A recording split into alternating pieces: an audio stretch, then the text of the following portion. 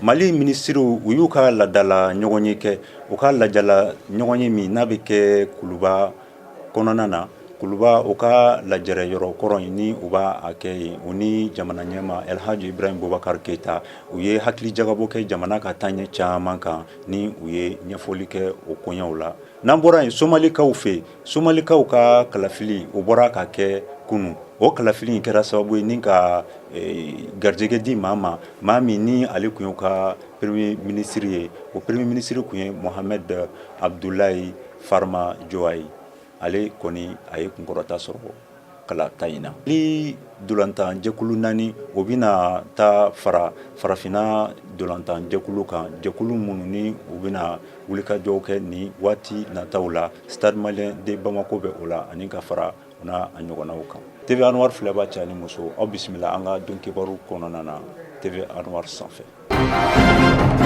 Mali ministres ka ladala lajɛ n'a bɛ kɛ araba o araba tɛmɛnen min bɛnna février kalo tile 8 ma san 2017 Mali ministres u ye lajɛrɛ kɛ Kuluba palais kɔnɔna na u ka lajɛrɛ yɔrɔ la ka fara an ka jamana ɲɛmɔgɔ kan Elhaji Ibrahim Boubacar Keita u ye hakili jagabɔ kɛ jamana ka ɲɛta caman kan o hakili jagabɔ u bɛnna bɛnkan minnu kan olu filɛ nin ye ni an ka ministre min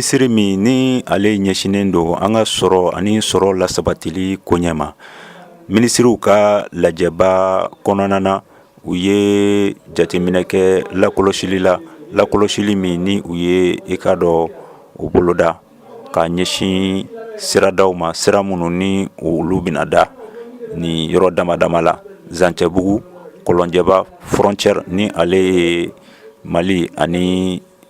Côte d'Ivoire frontière ye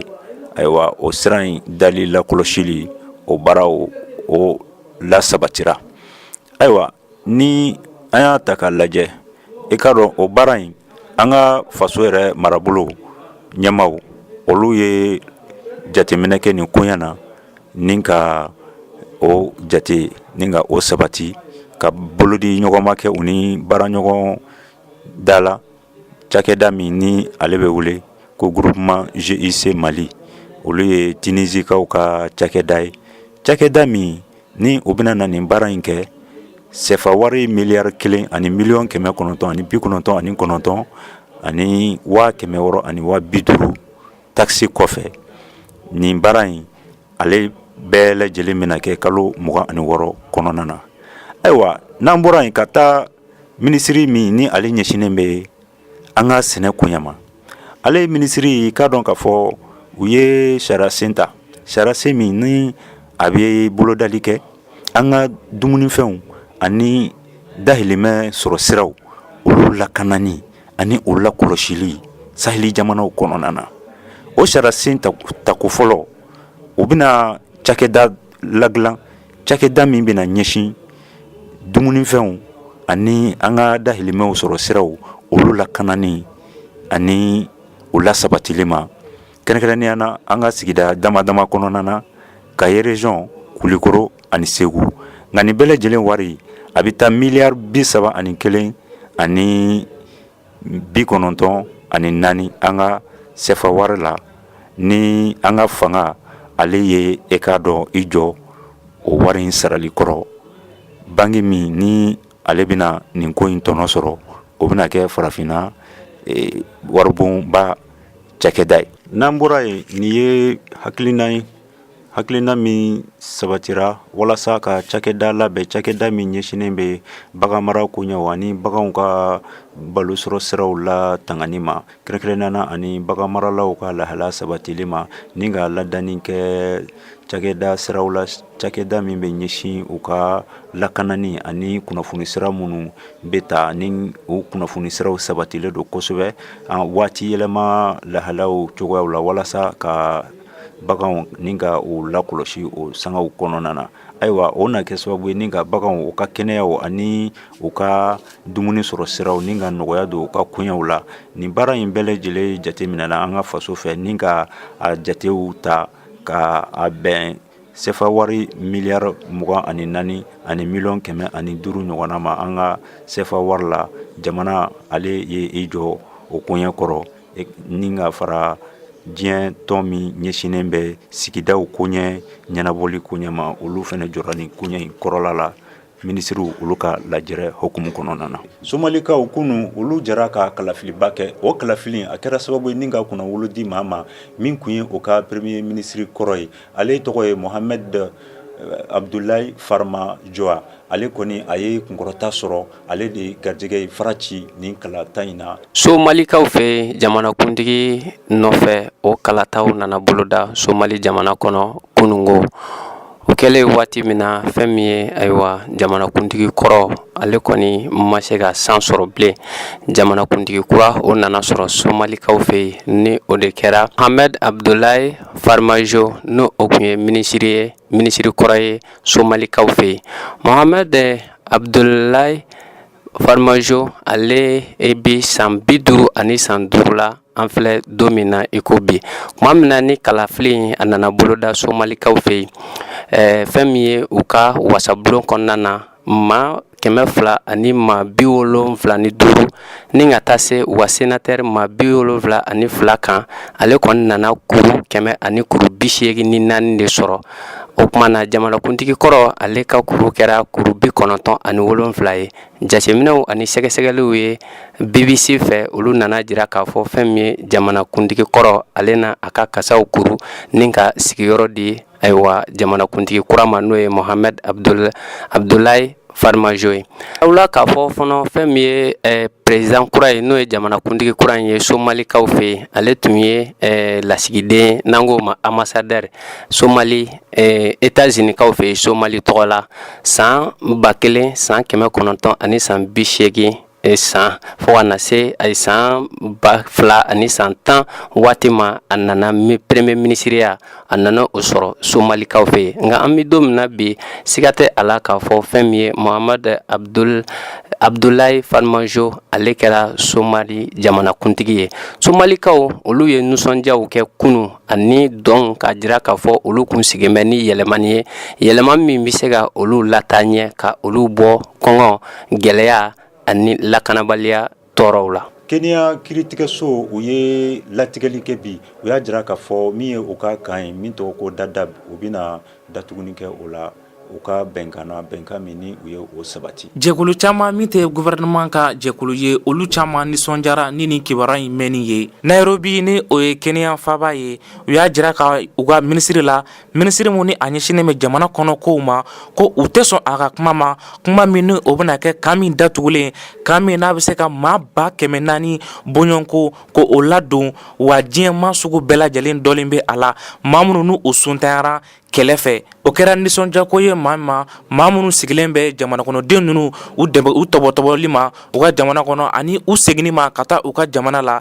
ni olu min tomugulalen don kɛlɛ y'a sababu ye. Minisiri kɔni ye lɛdu ta k'a fɔ k'a bɛ welewelemada kɛ ka taga Kenya jamanakuntigi ma k'a fɔ a ɲɛna ko nin ka ɲi a bɛ se ka datugu cogo min na ko o ye laɲini a fɔlɔ ye. Jamana in politikimaga caman y'a jira k'a fɔ ko nin ka ɲi ko olu b'a datuguli ko olu b'a dɛmɛ barisabula ko ka ɲi a kelen don sira de ye maaw ma banbaganci dɔw ma minnu bɛ kɛ banbaganci minnu ni olu tɔgɔ ye El Sababu ko olu bisimilalikɛyɔrɔ don ni olu b'u ka bɛnbɛnbɛnw labɛn Kenya jamana kɔnɔ san kalo 12 la. Jaabi kunfɔlɔ olu bɛ ka bɔ Faransikaw fɛ. Faransikaw fɛ février kalo tile 3 ni ale bɛnna juma ma san 2017 mɔgɔ faga kɛwale min ni o kɛra u ka dugu la min tɔgɔ ko Louvre ayiwa maa kunfɔlɔ olu kɔni tigɛ kɔni kɛra olu la. Maa danne jugu min ye bingani wale ta ka Faransi cɛfini tabaw sɛgɛrɛ yɔrɔ la an ko yɔrɔ min ma Carrousel du Louvre tile 3 ɲininkali kɔfɛ a nana a dan tigɛ ka a tɔgɔ fɔ ni o ye Abdallah El Amami ye. Égyptien do a si bi san 29 bonyango la. A yirala k'a fɔ ka kɔn bingani wale ɲɛ ni cɛ kofɔlen in taara ayiwa ni yɔrɔ in na ni o ye Carrousel du Louvre ka taa jateminɛli kɛ yɔrɔ in na kosɛbɛ. A yirala k'a fɔ a daga yɔrɔ ni an ko ma ko a ka appartement ka a y'o di location na kalo 9 bonyango yɔni a ka taa Katarikaw fɛ. Wa a y'a yira a terikɛ la fana ko ale tɛna segin nin yɔrɔ in na bilen. Sɛgɛsɛgɛlikɛlaw y'a yira k'a fɔ yɔni a ka nin kɛwale jugu in tiɲɛni cɛ k'a kun bi ayiwa wari bila ka taa Pɔlɔɲikaw fɛ wari min b'a a ta k'a bila euro wari 5000 bɔɲɔgɔnko n'o bɛ bɛn an ka CFA wari $1,275,000 hakɛ ma. Wari tun bɛ ci a terikɛ min ma yali o ti a ɲɔgɔnna dɔ ye wa? Ni dantigɛli in kɔfɛ sɛgɛsɛgɛlikɛlaw y'a yira k'a fɔ a ka kɛnɛya ma sabati kosɛbɛ kosɛbɛ. O kosɔn u ye ɲininkali ɲɔngiri. Donna nataw an na o tɔw da a tulo kan. Farikolo ɲɛnajɛ hukumu kɔnɔna na min ye an ka Mali farikolo ɲɛnajɛ jɛkulu 4 a jirala k'a fɔ olu ye garijɛgɛ sɔrɔ ka fara farafina farikolo ɲɛnajɛ nataw jɛkuluw kan o bɛna fara olu kan nka o jɛkulu kunfɔlɔw la Stade Malien de Bamako bɛ o la ni kunnafoni an b'a lajɛ Fuseni Sidibe ka kumakan kɔnɔna na. Confédération africaine de football ni bɛɛ lajɛlen ko a ma CAF olu kɔni nana tirage au sort boloda i ka dɔ san 2016 ka taa kuncɛ san 2017 dolantanw na. Mali club 4 olu kɔni yera a kɔnɔ. Kɛrɛnkɛrɛnma AS Real de Bamako ale bɛ Rivers United du Nigeria ale ni o bɛ ɲɔgɔn sɔrɔ a baara ɲɛbilaw la. 11 créateurs ale ni Al Salam Wasu ni o ye Sudan Jisida dolancitɔn fɛn min ye Jeliba Ase ale ni Ifeayu Uba n'o ye Nigeria dolancitɔn Masiri o ye Egypte dolancitɔn olu fila ka ɲɔgɔn sɔrɔ la ni min ye sebaya sɔrɔ o ni Jeliba Ase bɛ ɲɔgɔn sɔrɔ. Ayiwa ɲinan san kɔnɔna la CAF ale kɔni ye baara kura boloda o ye baara jumɛn ye i ka dɔn u bɛna bɔ club 8 na ka taa club 16 la phase de poule la. Wa fɛn min ye a baara ɲɛbilaw ye olu kɔni bolo dalen no ka bɛn février kalo tile 11 ani 12 ma a dolantan retour i ka dɔn olu bɛ kɛ ka bɛn février kalo tile 17 18 ani 19 ma. 16e de finale ayiwa o dolantanw bɛ daminɛ mars kalo tile 10 11 10 ani 2 o ye a match alew ye. Retour la i ka dɔn olu bɛ daminɛ mars kalo tile 17 18 ka kuncɛ mars kalo tile 19 na san 2017. Stade Malien nɛgɛ kaɲa 17 ale ni Barak Young Controllers Football bɛ ɲɔgɔn sɔrɔ o ye Liberia dolancitɔn ye. Yan'o cɛ araba tɛmɛnen février kalo tile 8 Stade Malien ale ni Asom ye ɲɔgɔn sɔrɔ Mali championnat kɔnɔna la ka bɛn ni 2e journée wa Stade Malien de ye sebaya sɔrɔ Asom kan 3 ani 1. Stade Malien ka cɛlu 3 a nana yara i ka dɔ Seku Gasama sanga 3nan ale ye cɛlu fɔlɔ don. Nci Amadu Samake ale ye cɛlu 2nan don ka bɛn sanga 15nan ma. Yakuba Songe ale ye cɛlu 3nan don ka bɛn sanga 50nan ma. Fɛn min ye ayiwa Asom fanfɛ Asom ka cɛlu nana yara Modibo Tambura de fɛ ka bɛn ni sanga 45nan ye. I ka dɔn dolanci nana ban o cogoya la 3 ani 1 ka taa Stade Malien kanu na. Ayiwa fɛn min Asom ye olu ye dugumasara. An bɛ yɔrɔ min na i n'a fɔ sisan Stade Malien de Bamako ale de bɛ bɛɛ ɲɛfɛ Mali championnat kɔnɔna la. Kunu an ka finitigiw n'o ye an ka golomasiri tabaw ye u ka mobili kɔni a ye pɛrɛnni kɛ ka sababu kɛ mugu pɛrɛn ye o pɛrɛnni a kɛra Gunda mara la n'a kɛra sababu ye ka maa kelen ka o bɔnɛ a ni la n'ale tɔgɔ ye ko Fuseni Gindo ani ka fara mɔgɔ 4 ɲɔgɔnna kan minnu jogina ni juguya kɛwale in na an ka jamana in kɔnɔ. TV Anwar filɛba cɛ ani muso an b'aw fɔ a ka filɛliko ɲuman na nin de kɛra aw garijɛgɛ ye an ka bi don kibaru hukumu kɔnɔna na